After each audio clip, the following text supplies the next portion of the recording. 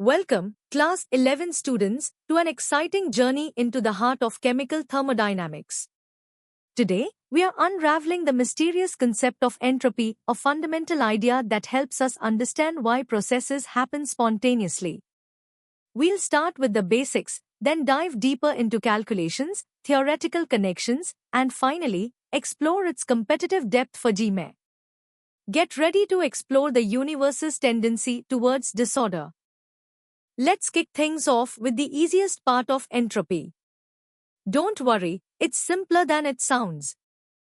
So, what exactly is entropy? Imagine your room. When it's messy, things are scattered, right? That's a state of higher disorder. Entropy, in chemistry, is precisely this, a measure of the disorder or randomness in a system. The more ways particles can be arranged, the higher the entropy. It's a fundamental property that tells us about the state of a system. For instance, when ice melts into water, the ordered solid structure breaks down, and water molecules become more free to move, increasing disorder, and thus, increasing entropy. Let's look at some everyday examples. Think about melting ice or boiling water, solid to liquid, liquid to gas. In both cases, particles gain more freedom, leading to increased disorder and higher entropy. Mixing to different gases also increases entropy because the particles have more space and ways to arrange themselves. Several factors influence entropy. Higher temperature means more particle movement and more disorder. Gases are more disordered than liquids, which are more disordered than solids, and increasing the number of gas molecules in a reaction generally increases entropy. Understanding these factors helps us predict how entropy changes in different processes. Now, let's test your understanding with a few practice questions. Take a moment to think about each scenario and apply what you've learned about entropy and disorder. Try to predict whether the entropy change will be positive or negative, and arrange substances based on their expected entropy values. These questions will help solidify your grasp of the basic concepts. Ready to dive a bit deeper? Let's explore the quantitative side of entropy and its role in spontaneity. While the qualitative idea of disorder is useful, thermodynamics also provides a way to quantify entropy change. For a reversible process, the change in entropy, denoted as delta S, is calculated by dividing the heat absorbed or released reversibly by the absolute temperature at which the process occurs. Remember, temperature must always be in Kelvin. The units for entropy are typically joules per Kelvin. This quantitative definition allows us to calculate entropy changes for various processes, especially phase transitions like melting or boiling, where the temperature remains constant at the equilibrium point. Phase transitions are perfect examples for calculating entropy changes. For instance, when ice melts, we use the enthalpy of fusion and the melting temperature to find the entropy change of fusion. Similarly, for boiling, we use the enthalpy of vaporization and the boiling temperature. But beyond these calculations, one of the most profound implications of entropy is captured by the second law of thermodynamics. This law states that for any spontaneous process, the total entropy of the universe, which includes both the system and its surroundings, must increase. This fundamental principle explains why processes naturally tend towards states of greater disorder. To fully apply the second law, we need to consider both the system and the surroundings.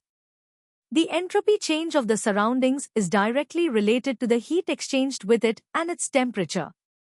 Specifically, for processes at constant pressure, the heat exchanged with the surroundings is the negative of the system's enthalpy change. So, we can calculate delta S of the surroundings using the system's enthalpy change. Combining this with the system's entropy change allows us to determine the total entropy change of the universe, which is the ultimate arbiter of spontaneity. We can also often predict the sign of entropy change in chemical reactions by observing changes in the number of moles of gas.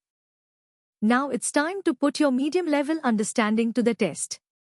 These questions involve calculations for phase transitions, predicting entropy signs for reactions, and applying the second law of thermodynamics to determine spontaneity. Pay close attention to the details and units, especially when dealing with temperature in Kelvin. Good luck with these problems. Alright, let's step up our game. We are moving into the hard level, where we'll tackle more advanced concepts and calculations.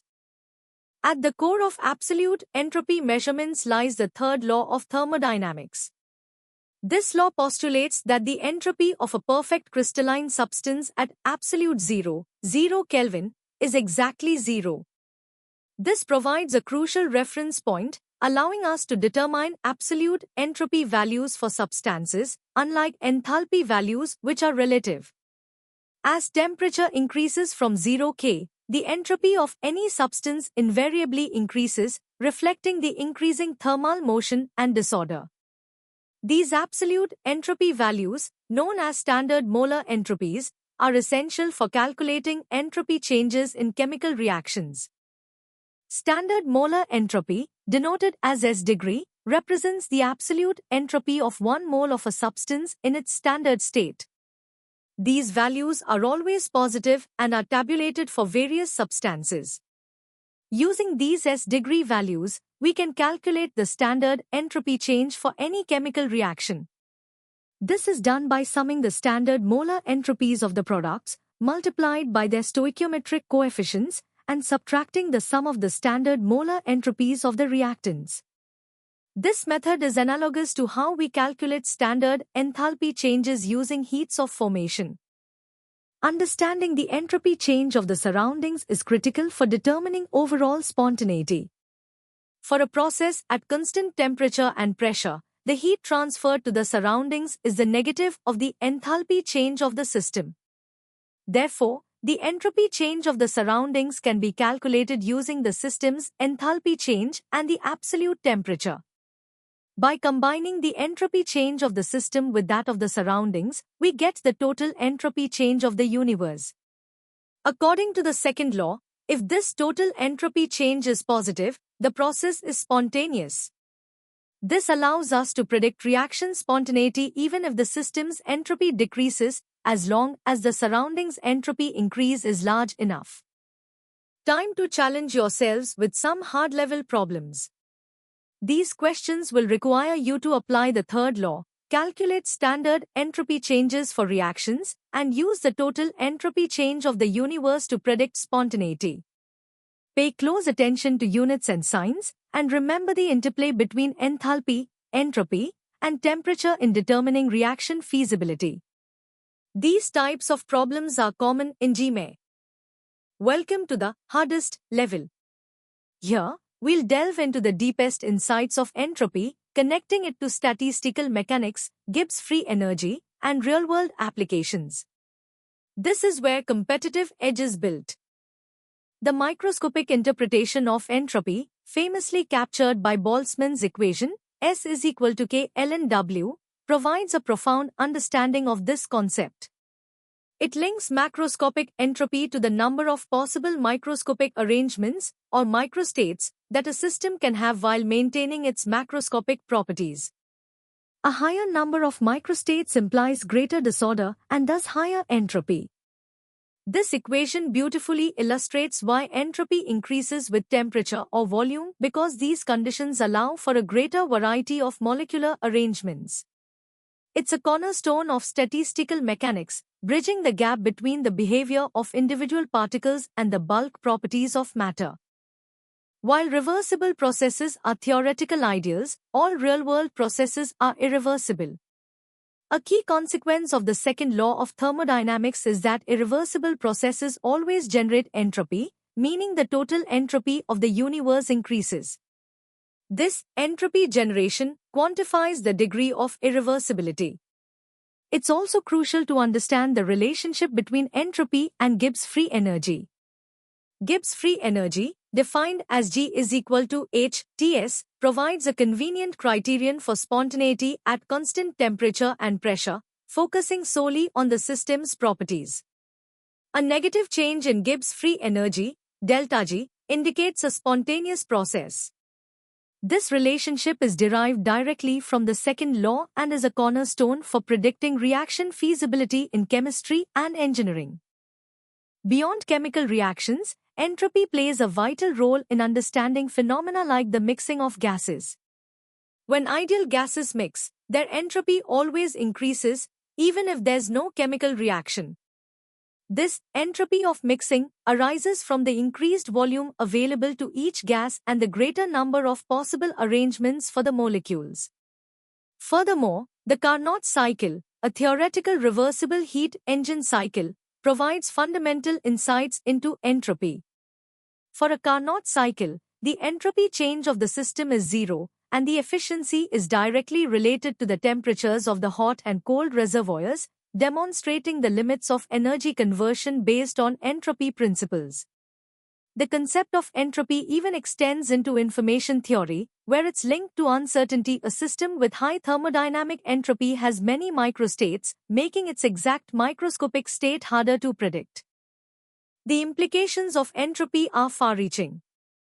The continuous increase in the entropy of the universe, as dictated by the second law, suggests a tendency towards a state of maximum disorder, sometimes referred to as the heat death of the universe, where all energy is uniformly distributed and no further work can be done. This fundamental law underpins our understanding of why processes flow in one direction and not the other, why heat flows from hot to cold, and why perpetual motion machines are impossible. From the microscopic world of atoms to the macroscopic scale of the cosmos, entropy remains a central concept, driving changes and shaping the very fabric of our universe. Now, for the ultimate challenge. These first 5 hardest questions will test your deepest understanding of entropy, from Boltzmann's equation to its relationship with Gibbs free energy and irreversible processes. Apply your knowledge carefully, think critically about the underlying principles, and show your calculations where necessary. These are the kind of problems that truly differentiate top performers in competitive exams.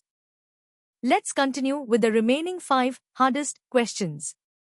These problems delve into entropy of mixing, the Carnot cycle, and the broader philosophical implications of entropy. They require a comprehensive grasp of the topic and the ability to connect various thermodynamic concepts.